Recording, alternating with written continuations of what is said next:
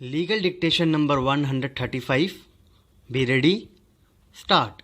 The object of keeping such a wide power with this court has been to see that injustice is not perpetuated or perpetrated by decisions of this court below.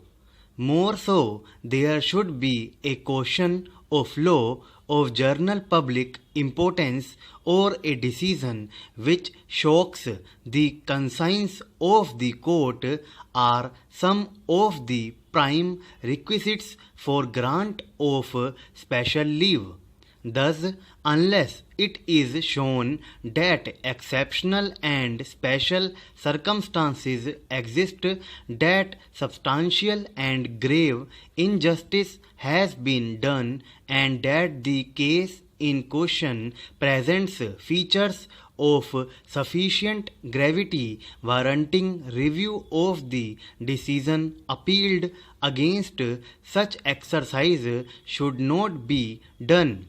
The power under Article 136 cannot be used to short-circuit the legal procedure prescribed in overriding power. This court generally does not permit a party to bypass the normal procedure of appeal or reference to the High Court unless a question of principle of great importance arises. It has to be exercised exceptionally and with caution, and only in such an extraordinary situation. More so, such power is to be exercised taken into consideration the well-established principles which govern the exercise of overriding constitutional powers. It is true that this court, when exercises its discretionary power under Article 136 or passes any order under Article 142, it does so with great care and due circumspection. But when we are settling the law in exercise of this court's discretion, such law so settled should be clear and become operational instead of being kept vague, so that it could become a binding precedent in all similar cases to arise in future.